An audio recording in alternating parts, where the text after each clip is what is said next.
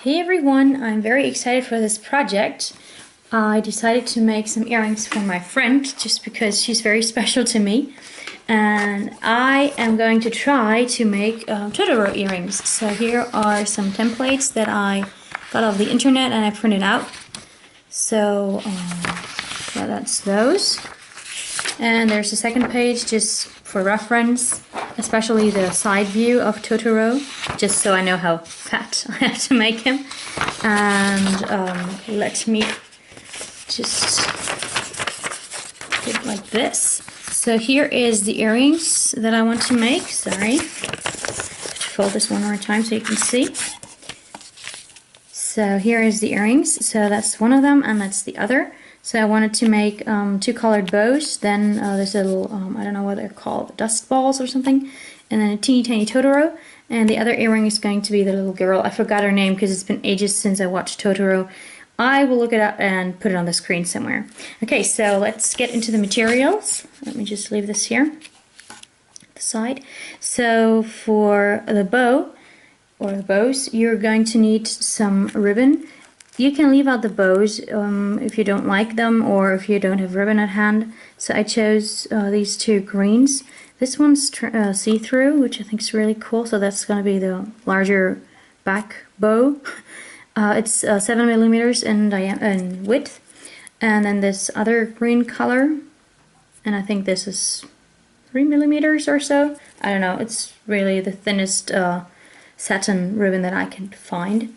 Then you're going to need a dust ball. Now I got this collection of, I think they're called pom-poms, but I'm not sure. They're really small.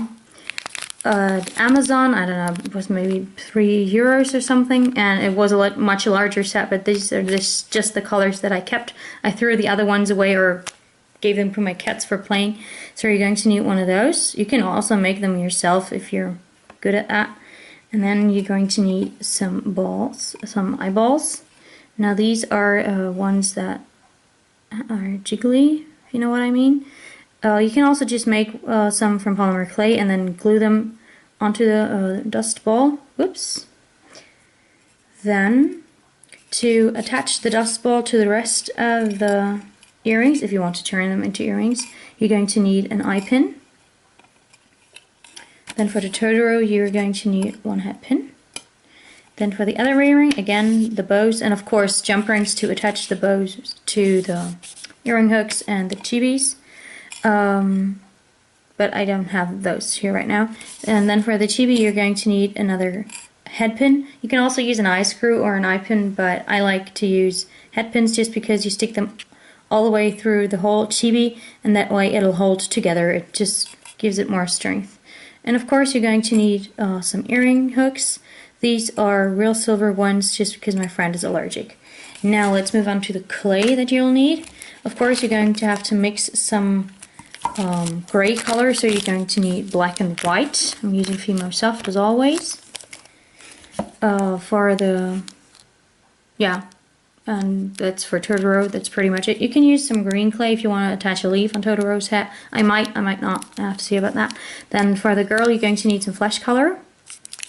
I think this is actually called fleshlight. Then some yellow. That's for the little baggie that she carries. This one, and for her shoes, and also her hat. I thought it was brownish, but it's actually a very light yellow. So you're going to need yellow for that and mix it with white. And then for the dress and for the little thingies on here, in her hair, and a ribbon around her hat, you're going to need some red color. This is Indian red, and I do not want to use cherry red for this, just because I think that Indian red is more childish color. I don't know how to say it. I love using cherry red, but the cherry red would be too rich for this character, I think. So I'm using this one, and I might throw in a little white to get the color of the dress, because it's red but kind of pinkish. But yeah. Yeah, and then some brown clay. I think this is caramel, Fimo Soft, for the little girl's hair. If you want to do her face in clay, you're going to need white and black for that too. I might draw it on. I have to see about how large the chibi will be, because unlike the Totoro first, and see how large this earring will be, and then measure the chibi for the other earring. Okay, so let's get right into it. So first of all, I want to mix my color for Totoro. Now, the problem with Totoro is that there's a bunch of colors out there. There's even like green and blue shades of Totoro, and there's definitely different shades of gray. So I can't really tell you the correct shade of gray for Totoro. So you're just going to have to mix some and be happy with it, you know. Ta-da! I'm just going to quickly show you my mixing technique. So I usually, after the clay is conditioned of course, take the clay and roll it out into a snake. And you can just do that by pulling on the ends and rolling. Then I pinch the two ends together and twist them. And then applying pressure, I roll these together. Now you might get air bubbles in here, but it doesn't really matter because I keep repeating that process until it becomes too thick to twist it, and then I just pinch it like that. And you see it ripped here because there was air in it, and then just turn it into a ball, and by that there won't be any air bubbles. Okay, so now let's get into making the actual Totoro. Now I probably want to make it as small as possible, probably the size of this little dust ball here. So I'm trying to keep the body as large as my thumbnail. So there's that, really tiny. Shape the body.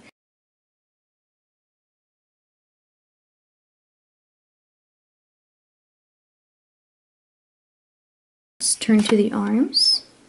Okay, and for the arms I'm going to start off with a ball. And then you can pinch roll it between two fingers several times to get a teardrop shape. Another technique would be to put the ball between your hands, whoops, like this, and then lightly roll it. And that way you'll also end up with a teardrop shape. Okay, when you want to take things off your work surface, never just use your fingers, especially if you just pushed onto the clay. Always use a blade to scrape it off. Like this. I have destroyed so many pieces that I prepared just using my fingers trying to get it off the work surface, so please don't do that. So apply the arms lightly, do not press too much again. And I'm using a blending tool to blend out the top parts.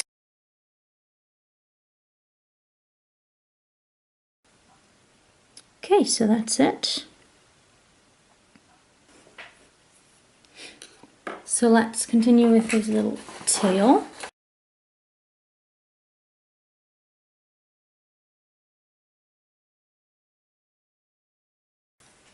Now let's turn to the feet. And his feet are barely visible. So I'm taking a very small piece of clay. That will be enough for both feet.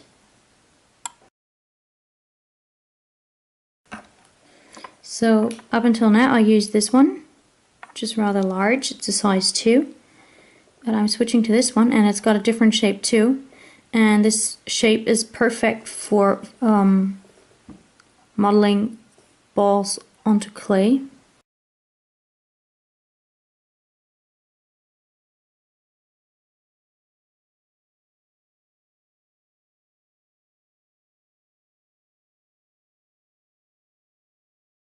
Okay, that's it.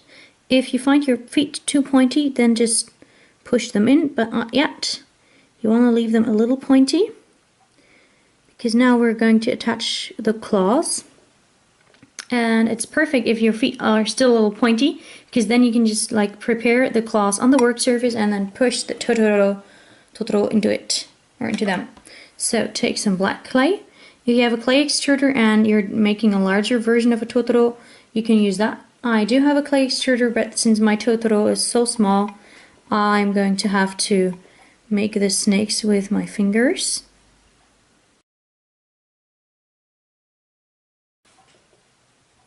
So we're probably going to need about this much for the smaller version that we're doing, which is about, I don't know, maybe 1.5 millimeters, I don't know. Then apply it to your Totoro feet, like so.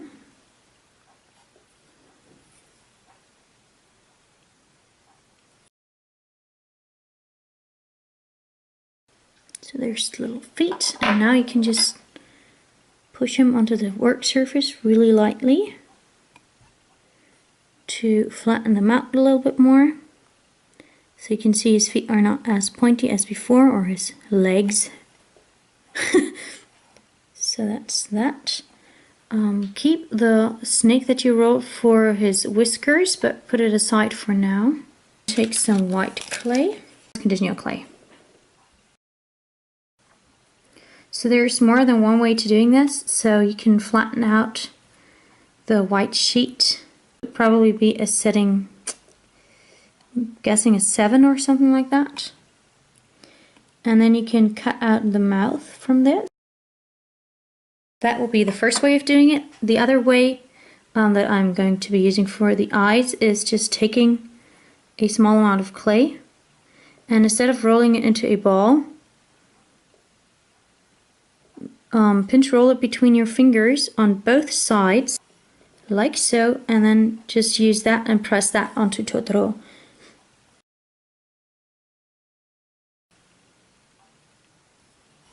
So then, using a needle tool, where is it? There it is. You can also use your knife or your blade to do this, but I'm using my needle tool. Draw lines for Totoro's teeth. Then take a teeny tiny bit of black clay, make a ball and then an oval.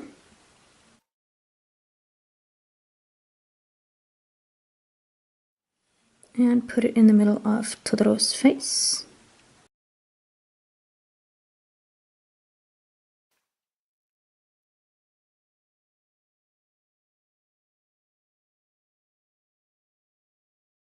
So that goes into the oven for about 5 minutes, and then we will continue with the belly.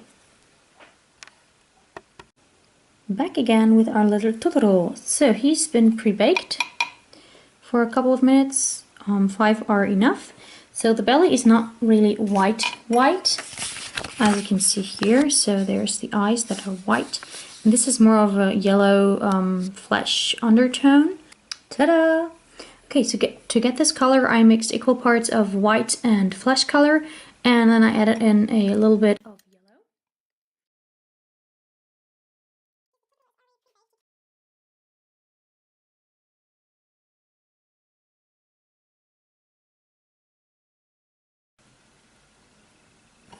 Okay, then take some of the gray color that we used for the body. Make little snakes. Okay, so he has 3 triangles in the top row and 4 in the second row. So I'm going to start with the middle one. Attach it. And then I'm switching to my blue ball tool with the semi-pointy end, and I'm pressing it down in the middle so that I can bring down the other side. And then I'm just pressing it flat with my fingernail.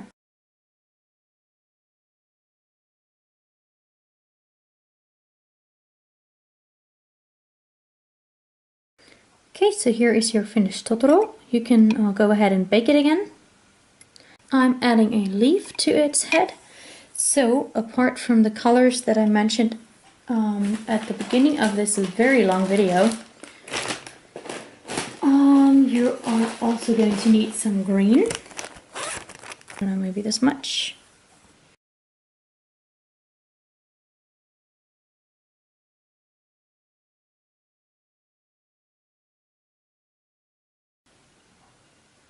And since he's wearing it as a hat, usually I would push the leaves this way, but this time I'm going to push them that way.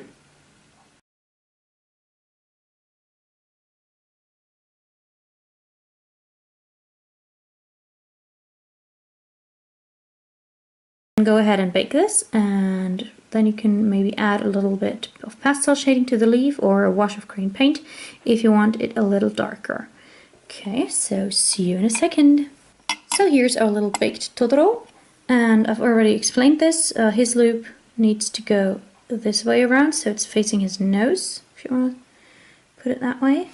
So bend the head pin, cut it down to about 1 centimeter, and then curl it up using your round nose pliers.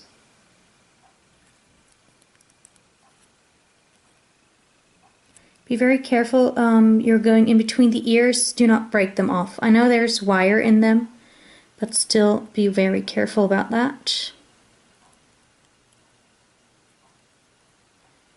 Okay, so that's that. Now, the only thing you need to do is assemble the 3 pieces for the 1 earring and then attach the earring hook. So let's turn to the dust ball. So I went ahead and put a hole through the dust ball, and then I slid it onto this eye pin. And then I'm using a toothpick to get some E6000.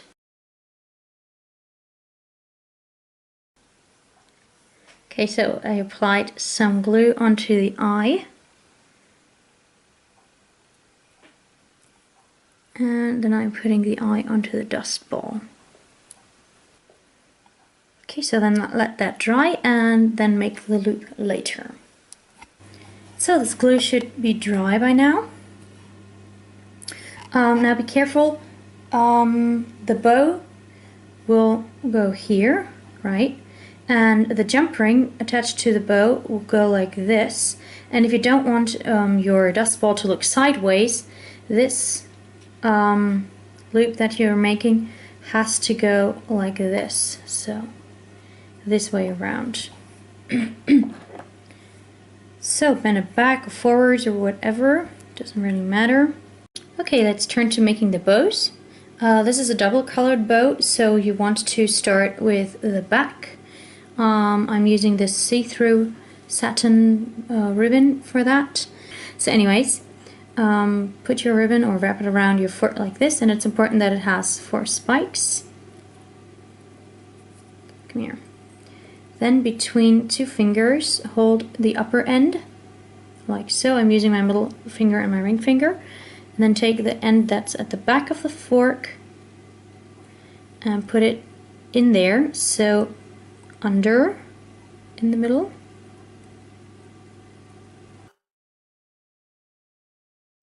And then back, front at the top. Pull tight. And then tie a knot.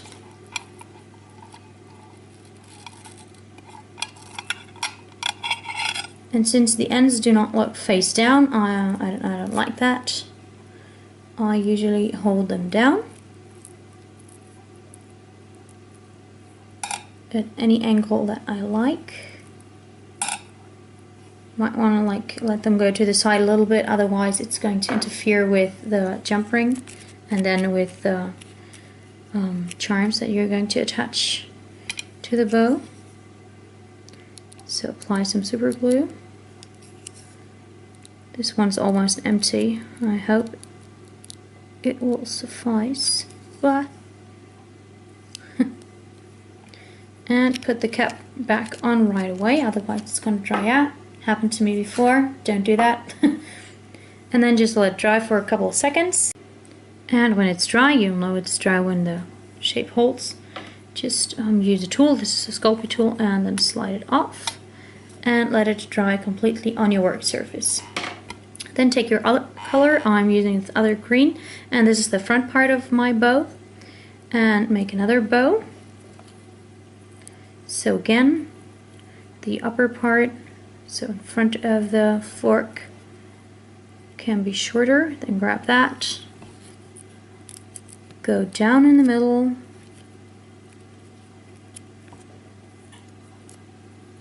oops, and then up in the middle, don't tie a knot just yet. So when you have your piece like this, grab some jump rings. Mine are open, which is not good. Where are my pliers? There they are.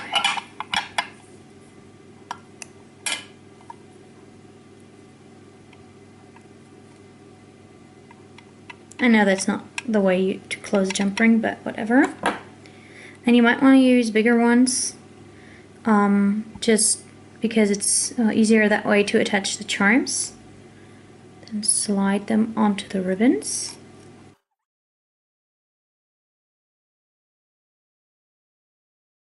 And the next thing you want to do is take your back part and put it onto here.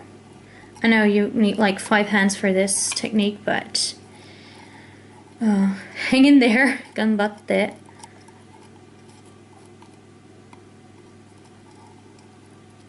And then tie the knot.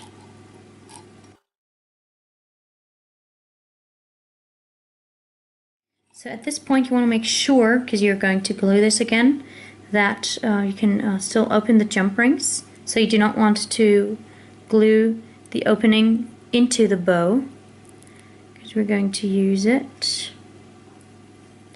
So turn them. And then again hold down the ends until you are satisfied with the look. Come on.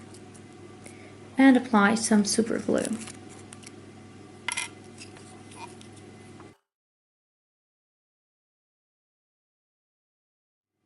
Hold it until it's dry and then slide it off.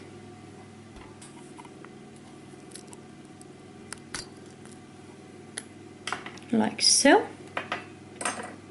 And when it's completely dried, you can cut off the excess. So let this dry on your work surface for a little bit more, just to make sure that the glue is really dry. Okay, so the glue on our bow has completely dried.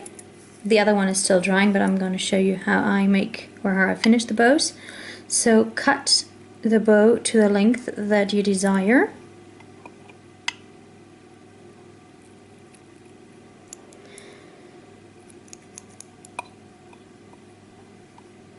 Like so. So you want to like try to keep it on the same height as the jump ring. And then I've already prepared a candle, so children, please get help from your parents. Sorry, can't talk English today. And then quickly run this through the candle, and while it's still warm, pinch it. So that way the ends will never get frizzy, or whatever that word is called. Let's attach the pieces together.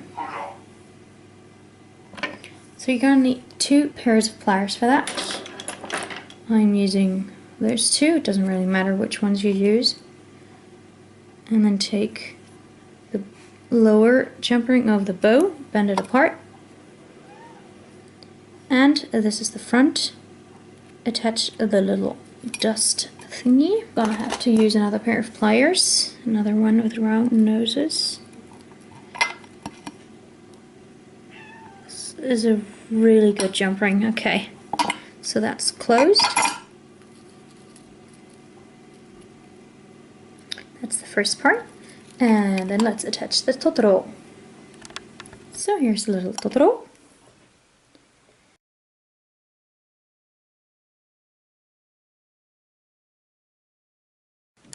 Okay, so let's take one of the earring hooks